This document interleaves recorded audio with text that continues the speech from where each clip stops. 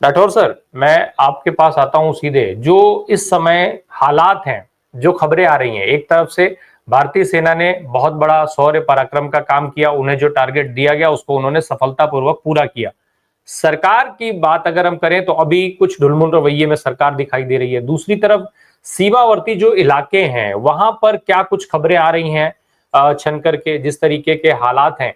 ये सर्वदलीय बैठक की वीडियो आपके स्क्रीन पर है, इसमें तमाम नेताओं के चेहरे दिखाई दे रहे हैं, लेकिन सबसे अहम चेहरा जो सबसे जरूरी होना चाहिए इस वक्त, लगातार देश को दिखना चाहिए और अक्सर जो हर समय 365 दिन पूरे पूरे दिन में जो है वो टीवी मीडिया से सोशल मीडिया तक उनकी प्रेजेंस रहती है हमारे प्रधानमंत्री की, इस समय वो इनकी प्रेजेंस जो है वो कम हो गई है।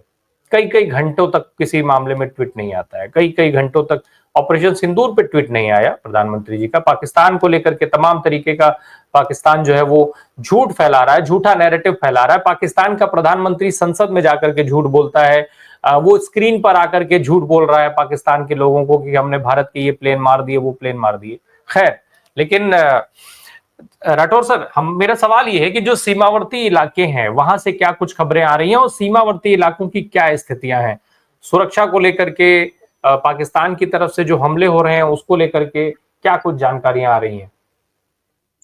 राय साहब, आपको और आपके पैनल और हमारे जो पैनलिस्ट हैं उनको मेरा प्रणाम, और साथ में जो देखने वाले हैं उनको भी मेरा सलाम। इस वक्त जो हालात जम्मू कश्मीर में बने हुए हैं ऑपरेशन सिंदूर के बाद, वो बहुत ही तशवीशनाक है, और हमें बहुत दर्द और दुख हो रहा है कि जब हमने 26 बेकसूर मासूमों की हलाकत और बेदर्दाना कत्ल पे पूरा देश एकजुट होके उसकी निंदा की, और पूरे देश में ये जो है गम गुस्से की लहर दौड़ गई। लेकिन जो यहाँ पे हो रहा है और जिस तरह यहाँ मासूम शहरी पाकिस्तान की शेलिंग में मारे मारे जा रहे हैं, और उनके बारे में शायद ज़्यादा जितनी बात होनी चाहिए और जितना गम और गुस्सा पहलगाम वाक़ये के कंपैरिज़न में किया जाना चाहिए, वो नहीं दिख रहा है, और शायद कश्मीरियों को कोलैटरल डैमेज के तौर लिया जा रहा है।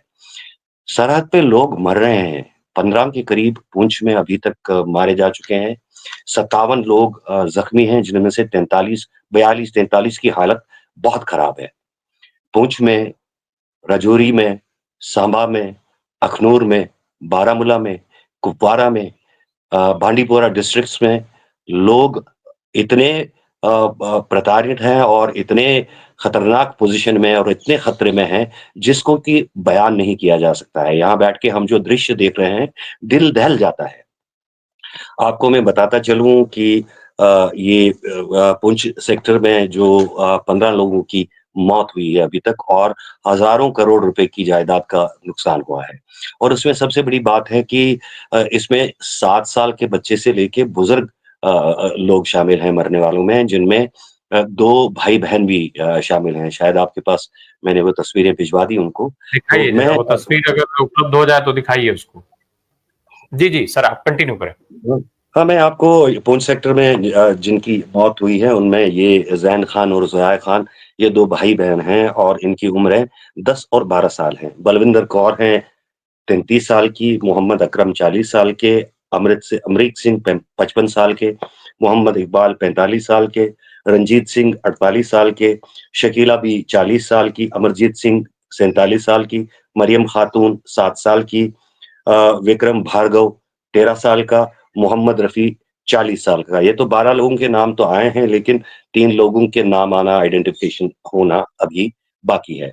जहाँ ये तक दो दो पुंछ की बात। मासूम बच्चे, ऐसी कई कुछ वीडियोस भी हैं हमारे पास, लेकिन हम चूंकि फेसबुक और यूट्यूब की जो गाइडलाइंस होती हैं उसके हिसाब से हम उन वीडियोस को यहाँ पर दिखा नहीं रहे हैं। किस तरीके जी, से पाकिस्तान ने निर्दोष नागरिकों को निशाना बनाया है, उसमें बच्चे तक शामिल हैं। ऐसी और भी वीडियोस हैं जिसमें, और इतना ही नहीं है, जो हॉस्पिटल्स की वीडियो हैं जहां पर साफ तौर पे दिख रहा है कि इसमें हिंदू, मुसलमान, सिख, ईसाई सभी जाति, सभी धर्म के लोग हैं। वहां पर कोई कोई धर्म नहीं पूछ रहा है किसी का, ना कहीं कोई किसी को धर्म बताने की जरूरत पड़ रही है। इस तरीके के जी, ऐसे जी, ऐसे वीडियोस हैं, लेकिन चूंकि हम यहाँ पे दिखा नहीं रहे हैं, हम गाइडलाइंस के तहत। जी राठौर सर। जी। ये जो वीडियोज़ हैं, ये सारे सोशल मीडिया पे उपलब्ध हैं, ये कोई ढकी-छुपी बात नहीं है।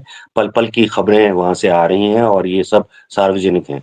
लेकिन जहाँ तक ऑपरेशन सिंदूर के बाद की बात है, उसके 10 मिनट के अंदर ही आर्टिलरी फायर शुरू हो गया। और ये आर्टिलरी फायर जो है, जो इसका सीज़ फायर का उल्लंघन था, ये जारी था। जब से टेंशन बढ़ा पहलगाम वाक़ये के बाद, ये क्रॉस बॉर्डर शेलिंग का सिलसिला जारी था और उसमें हल्के मोर्टार्स का इस्तेमाल किया जाता था। लेकिन हमले के जो यहाँ से अटैक हुआ, उसके सिर्फ 10 मिनट के अंदर उन्होंने तोपों के दहाने खोल दिए और भारी शेलिंग हो रही है। और जो लोग हैं, उनको भागने का भी मौका नहीं मिला और अभी भी लोग उन इलाकों में फँसे हुए हैं। इवैक्यूएशन का काम देर से ही सही जारी है। अस्पतालों में हंगामी सूरत-ए-हाल है, यूनिवर्सिटियाँ बंद हैं, स्कूल बंद हैं। इवन श्रीनगर में जो एयरपोर्ट के आस-पास का इलाका है, वो बहुत सेंसिटिव है और इस इलाके में जितने भी स्कूल्स और कॉलेजेस वगैरह, वो सब बंद है। अवंतीपोरा में एक यूनिवर्सिटी है हमारी, बहुत बड़ी university, Islamic university of science and technology, उसको आज बंद कर दिया गया है। साथ में उसके वहीं पे एम्स भी बन रहा है, वहाँ पर हमारी एक हवाई पट्टी है। तो आपको इस बात से अंदाज़ा होगा कि सिचुएशन कितनी गंभीर है और टेंशन कितना हाई है और एस्केलेशन किस ओर जा रही है। लेकिन बदकिस्मती की बात ये है कि ये दिल्ली में बैठे लोगों को या मद्रास में बैठे लोगों को या बिहार में या असम में बैठे लोगों को ये भुगतना नहीं पड़ रहा है। जब भी भारत और पाकिस्तान के दरमियान इस तरह के टेंशन्स की बात हो रही है, हमारी ज़मीन भी लाल बन जाती है और सरहद पार से हुँ। जिस तरह की कार्रवाई की जाती है, उसमें भी हमारे ही लोग मारे जाते हैं। तो बहरहाल ये बहुत ही गंभीर सूरत-ए-हाल है। कश्मीर डिवीज़न में टंगडार का बाज़ार पूरी तरह खत्म है। करना सेक्टर में फायरिंग का सिलसिला जारी है, शेलिंग का सिलसिला जारी है। उरी सेक्टर में शेलिंग का सिलसिला जारी है। गुरेज़ सेक्टर में शेलिंग का सिलसिला जारी है। यानी कि मैं आपको बता दूँ कि कोई भी ऐसी जगह नहीं है, एलओसी या जो बैनुल अक़वामी इंटरनेशनल बॉर्डर है इंडिया और पाकिस्तान के दरमियान, जम्मू कश्मीर के हुदूद के अंदर, वो सारा इस वक़्त उबाल पर है और बहुत आमने-सामने जिस तरह की क्रॉस बॉर्डर शेलिंग और मोर्टार शेलिंग की जा रही है, कहा जाता है कि तारीख में जो 1947 से आज तक की तारीख है, उसमें इस पैमाने की शेलिंग और क्रॉस बॉर्डर फायरिंग का सिलसिला लोगों ने नहीं देखा है। जी। राठौर सर, जब आज क्या ये समय नहीं है कि प्रधानमंत्री जी सामने आए, पूरी दुनिया को दिखाएं कि बतौर प्रधानमंत्री नरेंद्र मोदी जी लीड कर रहे हैं हमारे देश को इस हालात से निकलने के लिए, इस हालात का मुकाबला करने के लिए? एज अ लीडर उनको क्या सबके सामने, सबके साथ नहीं दिखना चाहिए? देखिए, a leader is a leader when he leads from the front. और इस वक़्त देश की जो बागडोर है, वो प्रधानमंत्री मोदी जी के हाथ में है और वो सीन से गायब हैं। हो सकता है कि बैकडोर या बैक सीन्स में उनका रोल हो, लेकिन देश को तभी एक विश्वास मिलता है जब उनका रहनुमा, उनका नेता उनके सामने हो। और जिस तरह की परिस्थितियाँ इस वक़्त देश में चल रही हैं, उनका लोगों के साथ संपर्क, चाहे मीडिया के ज़रिए हो, चाहे किसी और तरीके से जो हो, चाहे ट्विटर के ज़रिए हो, चाहे सोशल मीडिया के ज़रिए हो, उनको लोगों के बीच में होना चाहिए। अब जब वो इस तरह की सेंसिटिव मीटिंग तक में नहीं आएँगे, तो लोगों के विश्वास में, लोगों के कॉन्फिडेंस में फ़र्क आता है। आप लोगों की एक्सपेक्टेशंस और भावनाएँ उस हद तक ले जाकर जहाँ पूरे खित्ते की, मैं तो सिर्फ़ भारत की बात नहीं करूँगा, जब जंग होगी तो पूरा बर-ए-सग़ीर, जिसको हम सबकॉन्टिनेंट कहते हैं, उसके वजूद पे ही सवाल या निशान मुरतब होता है। ऐसे हालात में पाकिस्तान का निकम्मा प्राइम मिनिस्टर 5-5 मिनट के बाद लोगों के साथ संपर्क करता है, बल्कि वो उनके फ्यूनरल में भी चला जाता है। वहाँ का प्रेज़िडेंट, जिनको हम बेवकूफ़ों की नज़र से देखते हैं, वो वहाँ पे खड़े हैं, उनका आर्मी चीफ वहाँ पे खड़े हैं जनाज़ों में। और हमारे प्रधानमंत्री उन लोगों के घरों तक या उनके परिजनों तक नहीं गए जो पहलगाम वाक़ये में मारे गए। जहाँ तक मेरे वरिष्ठ साथी ने कहा कि बात रिस्पॉन्सिबिलिटी कहाँ फिक्स होनी चाहिए। हमारी स्ट्रैटेजी, हम दुनिया के एक ऐसे मुल्क हैं, जिनकी इंटेलिजेंस और जिनकी ताकत और जिनका प्रभाव सारी दुनिया में एक इम्प्रेसिव हद तक है। हमें वो ग्राउंड पे पूरा भी करना चाहिए। हमें प्रूव भी करना चाहिए कि सही है, जितना हमारा परसेप्शन है हमारे बारे में, वो सही है। उसमें कोई ये बात नहीं है। होना ये चाहिए था कि उन लोगों को पहलगाम तक पहुँचने से पहले ही रोका जाना चाहिए था। अब आप बोलेंगे कि हम बेखबरी में मारे गए। ये ज़रूरी नहीं है कि आप श्रीनगर में या कश्मीर में या पहलगाम में या सोनमर्ग में करोड़ों पर्यटकों को भेज दो। हाँ? उनको उत्साहित करो कि आप कश्मीर चले जाओ। जब जम्मू खिताब पूरा उबाल पे है, कोई दिन ऐसा नहीं गुज़रता था जब जम्मू में बड़े खतरनाक आतंकवादी हमले होते थे। और जम्मू से श्रीनगर कश्मीर तक का जो पीर पंचाल रेंज है, ये पूरा बंद होना चाहिए थे। इसकी पिकेट्स को ब जहाँ से वो लोग आते हैं, वो गाड़ियों में बैठ के नहीं आते हैं, हवाई जहाज़ों में बैठ के नहीं आते हैं। उनके रूट्स हैं। तो क्या हमारे इंटेलिजेंस और हमारी जो सेना है या हमारे जो सिक्योरिटी फोर्सेज़ हैं, सिक्योरिटी एजेंसीज़ हैं, उनको नहीं मैप पता है कि ये लोग कहाँ से आते हैं? और वो आराम से आकर पहलगाम में आकर बड़े मज़े से खून की होली खेलकर वापस भी चले जाते हैं।